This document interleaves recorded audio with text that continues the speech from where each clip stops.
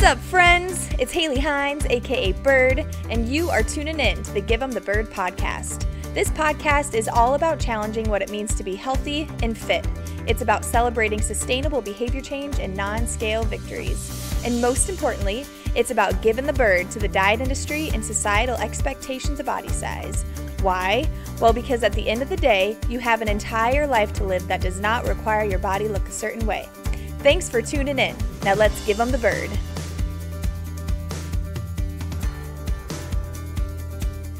Hello everyone and welcome to Give 'em the Bird. My name is Haley, aka Bird, and as always, I am jazzed to have you here.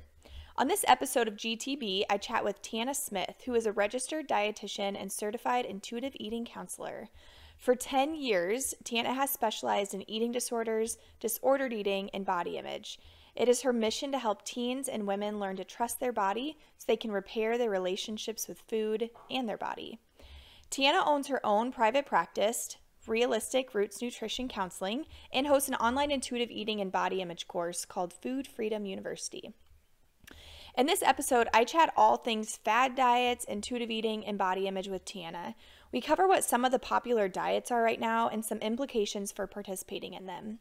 Tianna also talks intuitive eating, how to get started, and some red flags to look out for when looking into an intuitive eating program.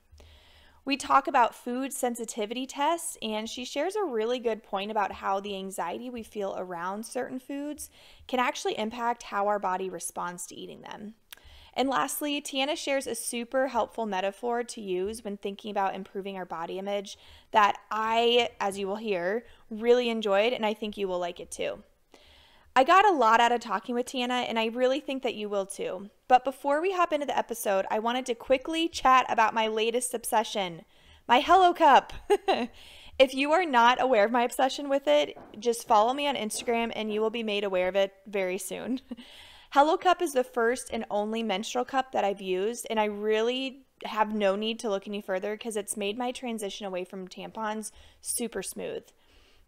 As you will hear in an upcoming episode, because I'm literally going to do an episode on how much I love my Hello Cup, I mainly decided to transition away from tampons and as a way to reduce the not so pleasant impacts that tampons can have on our bodies. But not only is using a menstrual cup better for my body because it doesn't contain any nasties and there's no risk of toxic shock syndrome, even though you can wear it up to 12 hours, which is a massive plus, it's also way better for Mama Nature. One Hello Cup is actually equivalent to 2,000 single-use sanitary items, which is just nuts to me. I've really enjoyed Hello Cup, and it's been so helpful for me that I recently decided to partner with them to provide listeners with a 10% discount on all Hello Cup purchases. So I'm always up for chatting more about my experience with my cup. But if you are ready to make the switch, you can head over to thehellocup.com and use code HelloHaley to save 10% off at checkout. Okay, now for the stuff you actually came here for. Enjoy this episode with Tianna Smith. Welcome to Give 'em the Bird, Dietitian Tianna. Hi, thanks so much for having me, Haley. Yes, I'm so pumped to have you on. Like we were just talking about, I feel like we connect really well, and I've been loving just engaging on your Instagram posts and learning more about you, and I love everything that you stand for. So I'm really pumped to have you here today.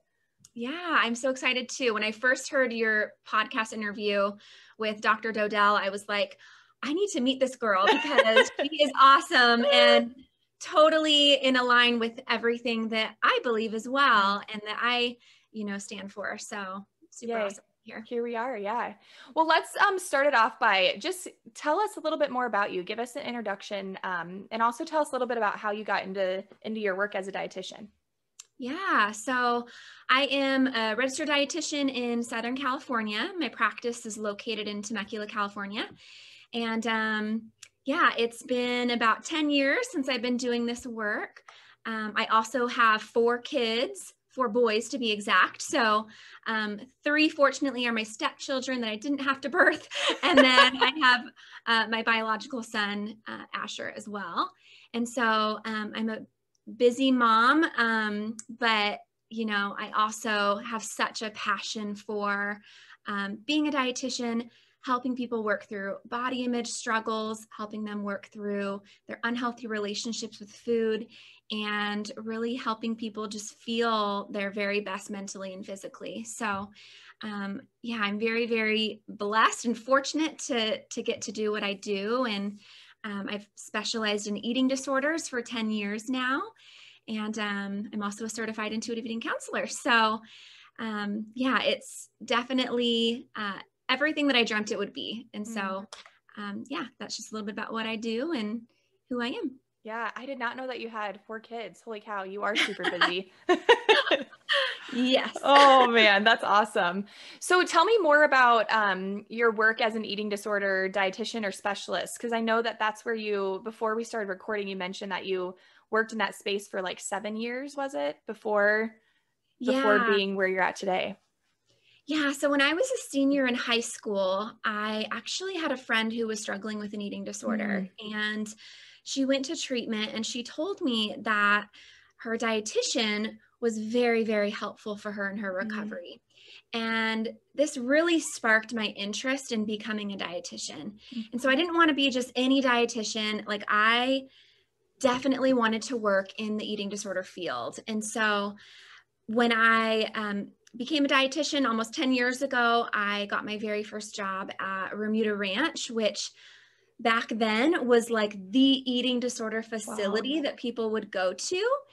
And it's now called the Meadows Ranch. And since I feel like isn't as known, but you know, from there, I really learned so much about what eating disorders are really about, because in school, you learn more about, you know, the quote unquote typical eating disorders that you would, you know, read about in basically a textbook. But working at Remuda Ranch almost 10 years ago really opened my eyes to what they're all about. And that's when I also started working with kids and teens. And so that's something that I'm also very passionate about. I love working with my younger clients as well.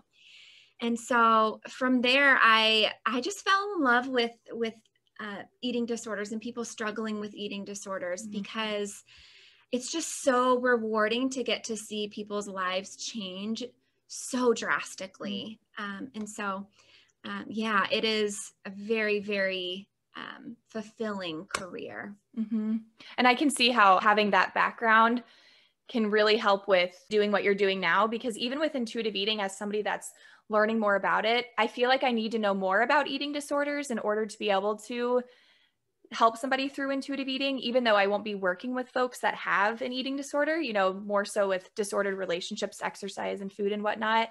But yeah, I can just see how that would really be beneficial in implementing intuitive eating with the clients that you have now. Yeah, I do agree. I feel like really all dietitians need to be eating disorder informed, because you know, I get a number of clients that come to me wanting to learn about intuitive eating, and they don't realize that they actually are struggling with an eating disorder. And so thankfully, because of my background and all of my education and the extra work that I've sought out to really understand eating disorders, it helps me know how to properly educate somebody in regards to the different principles of intuitive eating. Because it is a little bit different in how I will treat somebody if they have an eating disorder and they're wanting to, you know, ultimately become an intuitive eater. So yeah, I can't encourage you enough or anybody else listening to really try to seek out more education in regards to eating disorders. If you're wanting to be a non-diet health at every size dietitian, it's so important to have that education and background. Yeah. And as a fitness professional too, I know that, man, we need more resources for fitness professionals when it comes to like eating disorders and being able to recognize them and work with them. That's something I interviewed an eating disorder specialist for episode 13, I think it was. And that was one question I had for her was, you know, what are some resources for fitness professionals? And she gave out some really good ones, and agreed that the resources for, you know, personal trainers it's really lacking. And I know that I've seen unconsciously, without knowing, personal trainers give really harmful messaging and advice. So yeah, I love that encouragement for anybody that's in this space to learn more about eating disorders, to, do no harm and just help their patients or clients as best they can. That's a really good encouraging note. Yeah, Yeah. definitely. And I agree, there aren't enough resources for trainers and people that work in your field. Fortunately, I feel like there is more information and education out there now than there was 10 years ago when I first became a dietitian, but we have a long ways to go in that regard. So yeah, totally I love agree. it. I just love that you, are also a non-diet health at every size practitioner as a trainer. I think that is so valuable for people. One thing I'm curious to hear about, I love on the podcast really challenging what it means to be healthy and fit, because I think a lot of times when we think of, what does healthy or fit look like, we see like an image, a certain, like body size in our mind. So I love to ask my guests, like, what is your definition of healthy and fit, or how has it maybe changed over the years, either personally or professionally? How has that changed for you? Yeah. So I'm going to be really honest with you.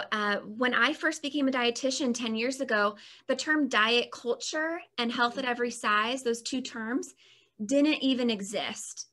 It wasn't something that was even heard of. And I learned, like most dietitians in my schooling, that BMI does matter, that it is important to fit a certain mold in order to be healthy. And I look back and it makes me cringe a little to think that those were my beliefs because of what I was taught in a formal education setting as well. So I feel some sadness, to be honest, in knowing that used to be what I believed. And so I understand why people today still believe that.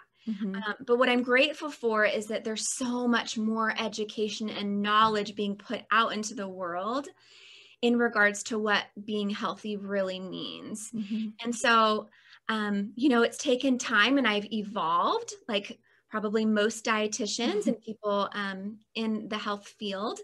But healthy to me is really about mind, body, and spirit. It's about, asking yourself, am I listening to my body and trusting my body? Am I doing things that's making my body feel good and whole? Are there things that maybe I'm lacking, I'm maybe not doing, that I could do to feel my very best? And I think when we ask ourselves those questions, it's very easy then to be able to identify something like, I'm just going to use intermittent fasting as an example. If you're asking yourself, like, am I feeling genuinely good? Am I really caring for my body by doing this? And if you're fasting for 12, 16, 18 plus hours, like I know, many of my former clients have done, the answer is going to be no. That's not honoring your body, and that's not going to make your body feel good. And so that is not healthy. And I think it's really sad how diet culture has really twisted what health means, because so many of these things that diet culture suggests that we do, all in the name of health, really don't make us feel well. And it's not being kind to our bodies. It's not respecting our bodies and their needs. And so a healthy person, in my opinion, is somebody who really honors their hunger and fullness cues. They honor their cravings. They eat sometimes out of pure emotion, and that's okay. But they're also doing other things that make them feel really good. So food isn't always the go-to.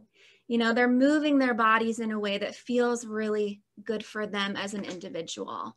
And they're taking time to be mindful and managing their stress in a way that is appropriate for them as an individual, because we're all different. We're all unique, and we all have different needs. And so one of the things that I always like to remind my clients, whether it's one-on-one or in my online course, Food Freedom University, is that, I'm very honored to be my client's guide, but ultimately they are the expert of their own bodies. Yes, I love that.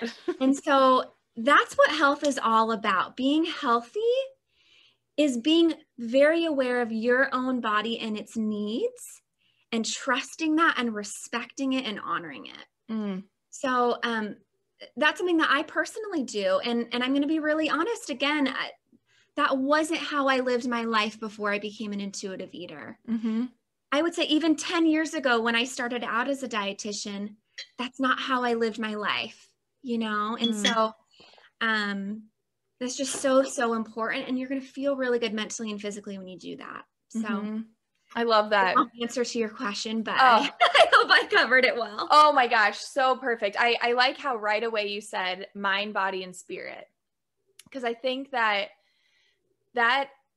a lot of times the mind gets forgotten about, you know, especially in when we think about, you know, diet culture, but even the spirit, like I love that you include that in there as well. And I think too, what you mentioned about, you know, this wasn't the way I viewed healthy and fit until I started learning about intuitive eating. I can totally agree with that. Like I had been introduced to intuitive eating, but it wasn't until a couple years after that I was observing an intuitive eating workshop that and participating like as a participant or a student that I was like, oh my gosh, I get what intuitive eating is and I understand how far from it I really am. Like it wasn't until I started to learn more about it that it's like a mask was like taken off and I could see everything for what it was, and obviously still learning. But yeah, I really love that you think of it as mind, body, and spirit. I think that's a really, really beautiful way of taking into account everything that goes into the eating experience and just our health in general. Yeah, definitely. Mm-hmm. And you mentioned intermittent fasting, and I think it was a couple weeks ago you have like an Ask the RD where you do like an IGTV and people can submit questions, and you kind of broke down an intermittent fasting article that I think was in like the journal, or I don't know, is it a journal or in a magazine? Yeah, it was through, it was basically a blog. Yeah. That, I don't know if she's a doctorate student or I believe she's already a medical doctor, had written basically a review of intermittent fasting. And so I was like, all right. Oh, I loved it. Let's break this down so people have the facts. Yes. And I literally rewatched it today and I'm just like snapping the whole time. I love how you broke everything down literally from the title to the first sentence. And I just think, so for anybody listening, if you haven't seen it, I think it's from March 24th. It's on your Instagram, and it is so good to break down more about intermittent fasting in this article in particular. But I wanted to ask you more about just like fad diets, or, you know, these styles of eating, quote unquote, if we want to call it. Intermittent fasting is obviously one it's big right now, and it's been big for a couple years. I'm curious to hear more about, like, from your professional opinion and your work, what are some of the big like fad diets going around right now? And why do you think they're so popular? Yeah. Well, I think fad diets are so popular because so many people, if not every single person I've ever worked with, feels deeply insecure. And they feel like they need to change their outward appearance in order to feel good about themselves. And diet culture and these fad diets prey on those insecurities. And fat phobia is a very real thing, let me tell you. Like, again, I don't think I've ever worked with a single client that hasn't had some level of fat phobia. And so with that, yeah, diet culture knows how insecure people are, and they attack that, you know, and they promise that their fad diet is going to be a solution to all of their problems, when in reality, you know, people will lose weight, but they'll still have such low self-esteem. And so I think, you know, again, just to answer that second question, I really think it's about, you know, trying to feel worthy. And it's a false sense of safety. The idea of, if I lose weight and if my body looks a certain way, that everything will be good in my life. And unfortunately, from my experiences in working with hundreds, probably even over 1,000 women in the last 10 years, that just doesn't happen. And so, yeah, I think that, with fad diets, the biggest message that I want to send in regards to them is that they're unsustainable. They're going to mess up your metabolism, and they're not going to be healthy for you. And so, like I mentioned before, I think all of these fad diets convince people that we need to lose weight all in the name of health. But just because somebody loses weight doesn't mean that they're going to be healthy.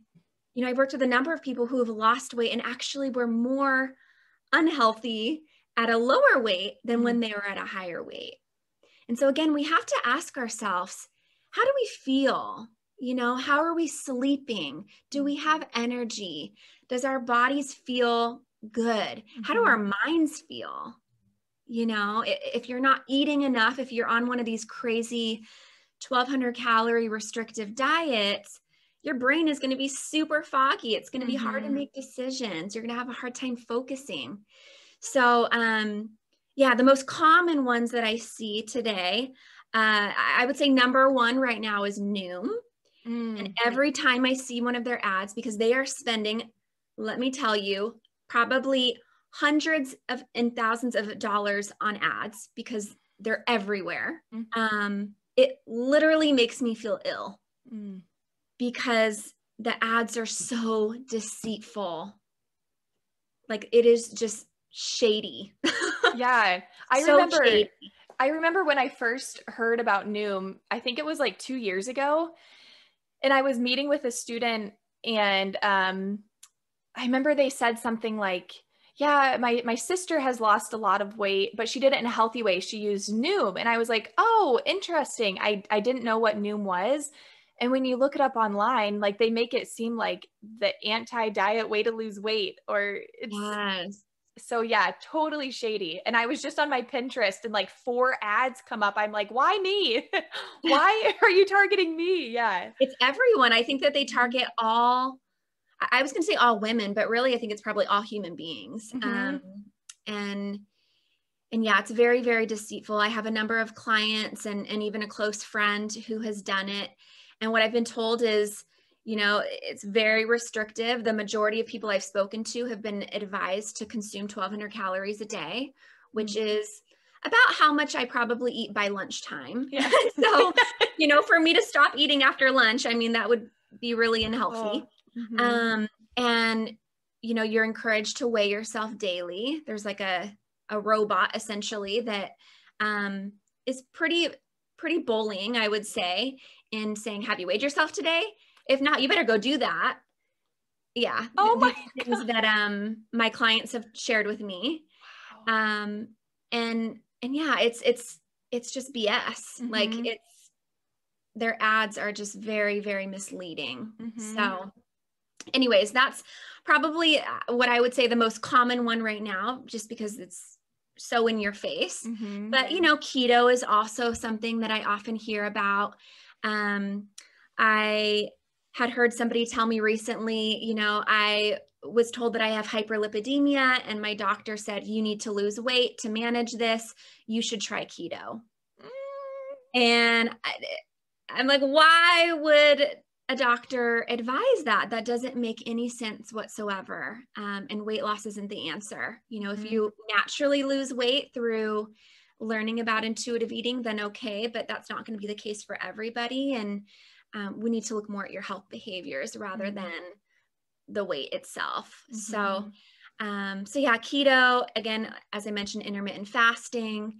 I feel like there's always crazy like cleanses and things like that convince you that your liver, for whatever reason, isn't working and you need to do this juice cleanse. It's all about money. It really is. I know somebody recently who she got pregnant and was selling her liver cleanse program to her friends on Instagram. And she said she had paid like $500 for this cleanse. And that just made me so sad. I'm like, that is such a waste of money. It blows my mind that there's companies out there that are really profiting off of our insecurities. Mm-hmm. Mm-hmm. So Yeah. I hate So diet culture. yes, yeah, I totally agree. And I think it's, again, when you like lift the veil and start to see how embedded diet culture is in so many things, like sometimes people will send me, what about this? What about that? I'm like, it's a diet. It's a diet. It's a diet. But I remembered, back maybe like 5-6 years ago, probably maybe a little bit farther back than that, when I would have been asking the same things. Like, is this meal replacement program a good option for weight loss? And it's like, absolutely no, you don't need to buy, all these shakes and bars and all this stuff. And so, but the louder that diet culture gets, again, it's like, I think the louder anti-diet culture gets. So I hope that we start to prevail. But yeah, it's exhausting, especially when you just see it literally all over the place. And one thing I'm really curious about too, I mean, do you feel like the implications for all these different fad diets are all fairly similar in terms of, like how they obviously ruin your relationship, like psychologically, with food and movement and the impact that they have on your metabolism? Like, are there other implications that you think folks don't really know about that would be worth hearing about? Yeah. So I'm actually doing a master class on this the week of the Ooh. 20th, so of April 20th. And so people can sign up actually on my Instagram at dietitian.tianna. But yeah, I'm going to go into depth in regards to what diets do to our bodies and the harmful effects of them, short term and long term. But in a nutshell, yeah, it completely disrupts your metabolism. It absolutely impacts your relationship with food in your body. It completely takes you away from being able to trust your body and listen to your body. It impacts our hunger and fullness cues. For a lot of people, what I like to say is, and I learned this actually through Evelyn Triboli in my intuitive eating counselor training, and that is, when we're given food rules or food rules are put upon us, our inner child wants to rebel. And so it also affects our ability to really be in tune with what our bodies genuinely need at any given time, because subconsciously that rebel is wanting to come out. And so, before I became an intuitive eater, I like to use the example of chocolate chip cookies because that's my favorite. Homemade, freshly Love baked it. chocolate chip cookies are the best, in my opinion. And before I became an intuitive eater, I would tell myself, like, you can't have those cookies, Tianna. Like, those are bad. They're going to make you gain weight. And, that's, according to diet culture, that is the worst thing that could ever happen to a person, right? And so I would really try to restrict cookies. But then when they would present themselves, I would end up eating like 10 in one sitting. And I really think looking back now, that was my inner child saying, F you. So like, I'm true. doing what I want. Wow. And then came all the guilt and the shame. And then that cycle would start all over again. And it is just such a shitty way of living. Like, ugh, it sucks. Yeah. But now today it's like, I can have 1, maybe 2 cookies and I'm good. Like, I have zero guilt, zero shame. I truly enjoy it and savor it, and I move on with my life, So yeah, I love what you mentioned about like the inner child, like the rebellious. Yes. Like I can absolutely relate to that. And I think it's so interesting when, like, if I'm working with students or working with anybody and I'm just like, purchase the food. Maybe it doesn't have to be like the food that literally makes you crawl out of your skin, that makes you so scared to eat, but like a minor, one, like maybe chocolate chip cookies or something. Keep it in the house. Tell yourself that at any point I can go grab a cookie. And just, I think for so many people, obviously it depends on how, their relationship with food, how deep and intertwined it is, but just giving yourself permission and knowing like, I can have that later if I want it. It makes that like anxiety, at least for me, it still does. I remember when I first learned about that, how impactful it was, but it still is impactful for me. Like I can go get those cookies whenever I want. And it's like, okay, then I don't feel like I have to eat all 25 of them in one sitting. Like, so yeah, I can totally relate to that, like rebellious feeling like I had to eat all 25 cookies. And now that I've learned more about intuitive eating, how I don't have that anymore. Yeah. Yeah. Making food or giving food that unconditional permission to enjoy is so, so critical. And I think that that's actually one of the most misunderstood principles of intuitive eating. I hear so many people tell me, I've put off learning about intuitive eating and starting my intuitive eating journey because I'm fearful that I'm just going to only want to eat chocolate chip cookies or pizza, and it doesn't work like that. When we take the power back from the food, it just doesn't work like that. We end up craving a much greater variety of foods than ever before. And I'm a much more nutritious eater now than I was when I was struggling with feeling like I needed to diet. And I would say even before I became an intuitive eater, it wasn't so much specific diets that I would do, but it was all of these food rules that I had imposed upon myself, all the things that I'd heard from diet culture. And so, yeah, it's a very peaceful, freeing place to be when you can have the chocolate chip cookies whenever the heck you want. And those urges to binge are gone. Like, I have zero urges to binge. It's been a very long time since that's happened for me. And that's why I just love intuitive eating so much. I'm so grateful for it. Yeah, I can totally echo that. I absolutely feel that way too. So I'm curious if you can give us an overview of, what is intuitive eating and how can people get started with it? Obviously, taking part in your course is a beautiful way to do that. But yeah, tell us a little bit more about intuitive eating from your perspective. Yeah, so intuitive eating is all about getting back to learning to trust, honor, and respect your body and its needs. That's really intuitive eating in a nutshell. And so it's not a weight loss plan. It's not a diet. It's really about learning to feel your very best, both mentally and physically. And so I think a lot of people think that intuitive eating isn't about your health. And let me tell you, that is so far from the truth. Like I said, I am the healthiest I've ever been today because I'm an intuitive eater. And so I think that that's a very important message to get across. But yeah, for anybody who is wanting to start their own intuitive eating journey and they're like, I don't know where to start, because let's be honest, there is so much misinformation out there about intuitive eating. And really, I see quite a few people on the internet as well preaching intuitive eating and preaching anti-diet while simultaneously preaching weight loss. Yes. And that is the biggest red flag you could look out for. So when I did my intuitive eating training with Evelyn, I think she probably said at least 10 times, do not teach intuitive eating for weight loss. Now, for some people that may happen naturally, like I mentioned before, but you're not going into it with that's not your main intention, And so, so that's an important thing to keep in mind. But yeah, for somebody who is on a budget, I think the best thing they can do is purchase the book Intuitive Eating by Evelyn Tribole and Elise Resch. They also have a workbook that you could do alongside with it. For somebody who is ready, though, to invest in really taking intuitive eating seriously, you're going to save a lot of time, a lot of energy, and really a lot of money if you do spend money on diet products. Then, yeah, my course is really, really great. It's called Food Freedom University.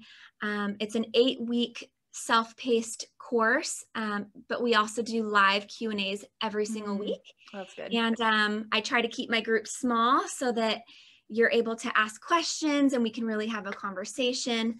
And then anybody that's in the course also gets 20% off my individual telehealth rates. Oh, wow. So for a very affordable price, you're getting direct access to me as well, if you feel like you need that extra attention. So I absolutely love the course. My students last semester were so awesome. We had a ton of fun.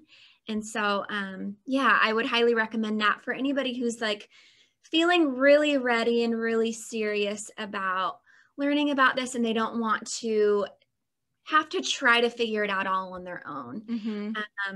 I do have a student who had mentioned at the end of my course that she was grateful for Food Freedom University because after just reading the book on her own, she was unsure how to actually apply it to her own life. Yes. And so she said with the course, she really learned how to actually implement it so that, she can continue on and through the stages of intuitive eating. Mm-hmm. So, yeah. Yeah, I was going to say, I think that working through it with somebody is really important, because I was lucky when I started learning about intuitive eating. I go to therapy. Shouldn't we all? Like, Me too, girl. Me too. Yes. And so it was something that I was able to kind of work through with my therapist. And just as I was learning, I work with a dietitian, and I was almost, talking about my experience only from like a student perspective and seeing how she would respond and everything. But I think working with somebody, like working with an intuitive eating counselor or, therapist, whoever, I think that's so important, because the book is like a total, it's going to flip what you think of health on its head.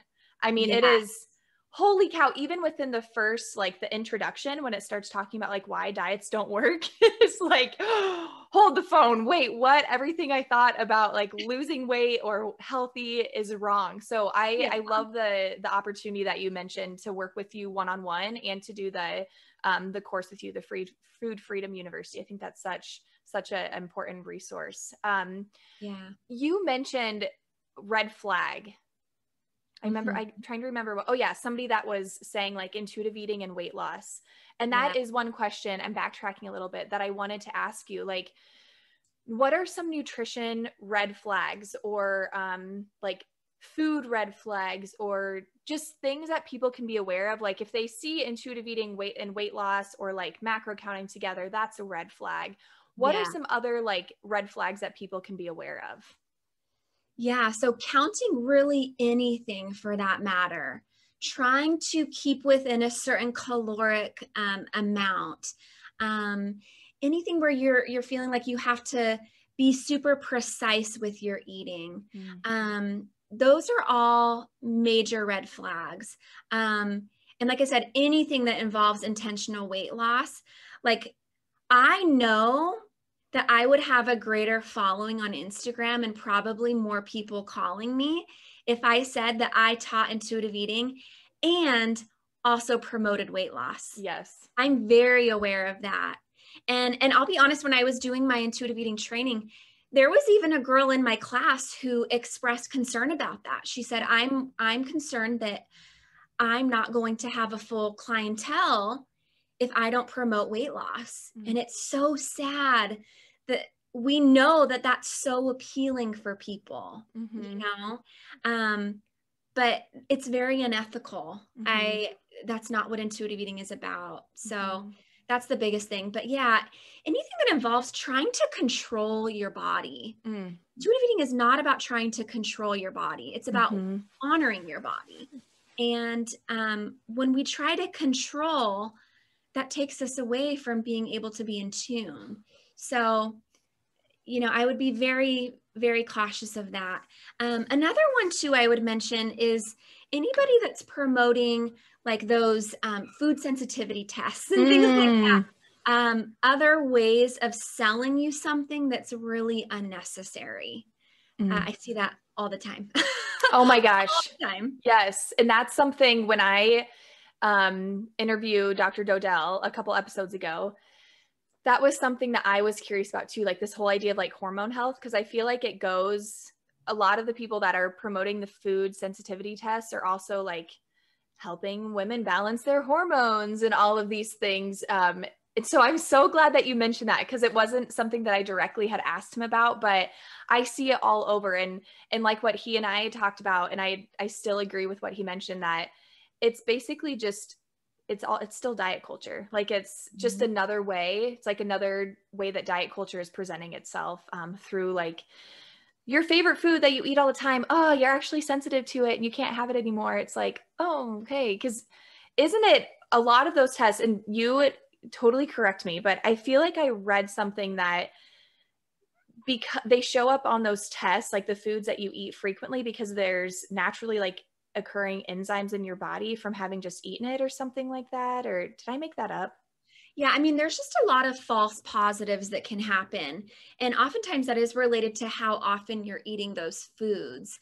And so, like a number of my clients have had false positives with gluten or wheat. Mm. And I always ask them, well, how did you feel eating like regular bread, for example, before you got this food sensitivity test? And 9 times out of 10, people are like, I felt totally fine. Like, Oh, wow. so that's where you say it's unnecessary then for you to cut something out. Like that would be restricting yourself of Mm. something that you actually can have and should have. Mm-hmm. And so I did actually recently an Ask the RD on gluten intolerance as Mm. well, and celiac disease. And I think with the whole gluten craze, I think it was about 5-6 years ago, everybody thought that they were allergic or intolerant to gluten. And I want to be sensitive to those that genuinely are, because Right. I do have some clients right now who genuinely are intolerant or have celiac disease.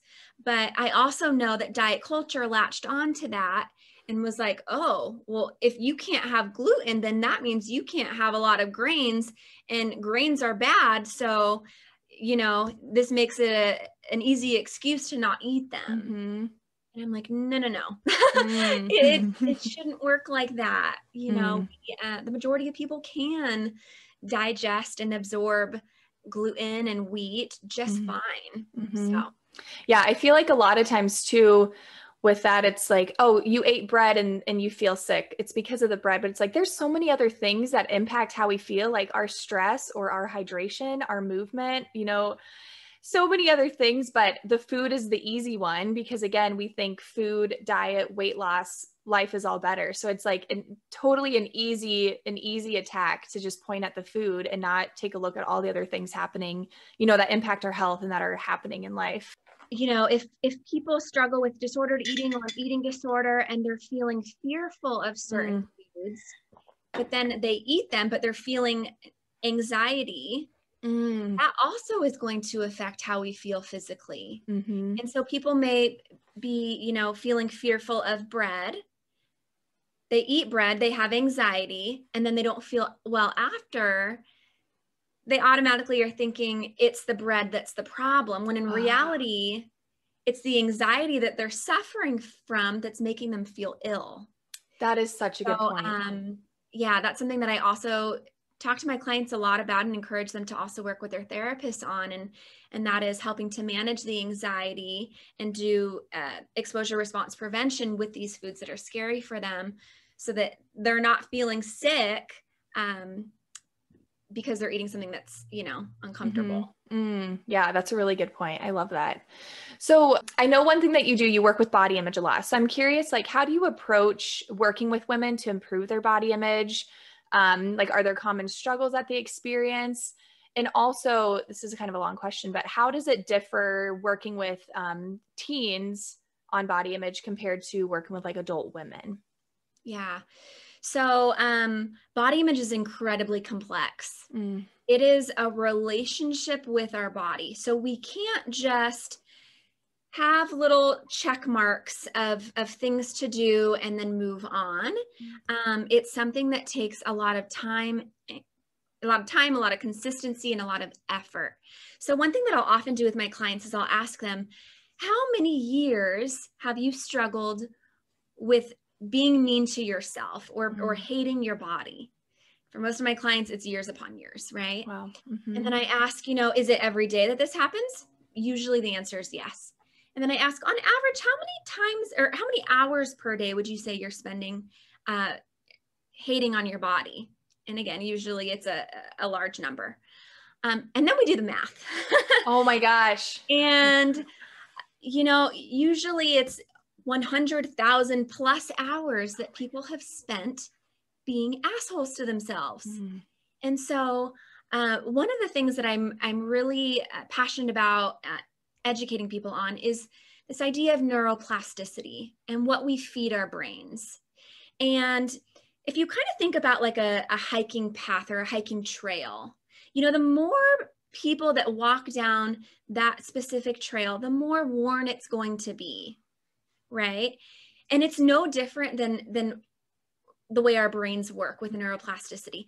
The more we walk down that path of being mean to ourselves and being mean to our bodies, the more worn those paths are going to be, the more those neural pathways are going to become ingrained in us. So it's very normal for somebody who spent 100,000 plus hours of their life thinking negatively. I mean, their brain's always going to go to the negative. And so what I always like to explain is that we need to create new healthy pathways. We need to start walking down a different trail. And so if you imagine, you know, you're on a hiking trail and nobody has walked down a path in a long time, there's going to be a lot of brush, you know, a lot of things that, you know, need to be walked through in order for that to become the new trail, in order for that to become more ingrained. And so I do a lot of mind work with my clients in that regard. And so sometimes it's in the form of writing something that you genuinely like about yourself, whether it's about your personality or your body, on a sticky note, and sticking that on a window or a mirror that you constantly walk past or look at. And then I always say, you know, I want you to repeat to yourself over and over and over again your top 3, because we have to work on changing what's going on with our brains. And then, you know, another thing is when those thoughts pop in, those negative thoughts pop in, it's important too that we tell our brains, like, I'm not entertaining this. Like, no. And changing the channel. So an example I like to share with my clients in regards to my own body image is, this is probably like 6 months ago. I was looking in the mirror and I was wearing shorts, and I noticed that from that angle, my legs looked smaller than normal from what I normally would see. And 5 minutes later, I walked past another mirror and noticed a patch of cellulite on the side of my thigh.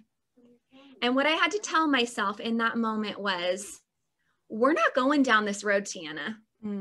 Like, nope, we're changing the way that we're thinking, because this isn't helpful. And so that's what I did. And I moved on, and I didn't do what I would have done 10 years ago. And that is obsess over everything that I need to eat that day, feel like I need to over exercise to try to compensate. Instead, it was like, we're not entertaining this. You're human.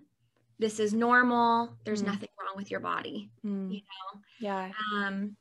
And then just one last thing to add, I can go on and on about body image because we love it so much, but you know, we also process body image in 9 different areas of our brain. Oh, wow. So body image is like crazy complex. Wow. And that's why, you know, one major commonality that I see with my clients is that they'll say, you know, one day I'll look in the mirror or I'm just sitting there and I feel okay. I feel neutral, or maybe even I feel good about my body. But then the next day, or maybe even the next minute, I feel completely different. I feel, you know, huge, like I've gained a bunch of weight and I'm really hard on myself. And we know logically that our bodies haven't drastically changed in a minute's notice, but we're perceiving it differently. And so I always tell my clients, different isn't bad. Just because you're seeing your body differently doesn't mean that there's anything wrong with your body. Our brains are just really complex. Wow. You know, and then we also have to remind ourselves too that fat isn't bad. Like, where did that idea come from? Who's convincing us of that? Because that absolutely has fed into our sick culture, you know, with this idea that fat is bad. I love the metaphor or analogy you use, like the hiking one, because I think even thinking about that in my head, it puts it into perspective how long it takes to undo or unlearn or relearn, like how to appreciate or feel neutral about our bodies. Like when you think about, I'm literally paving a new path, like that shit takes time. Like that's a really good like metaphor or analogy to use when thinking about that. So I love it. Yeah. Absolutely. And I think sadly too many people give up too soon because it's hard work. It takes a lot of consistent effort, and people want that quick fix, and they think that weight loss is going to give them that quick fix. Yeah. And so, but my clients that are really consistent and keep with it do well, and they're able to change, that automatic thought of what they think about themselves. Another question that you had asked is the differences between working with teens and adults. To be honest, I don't think that there's too many drastic differences.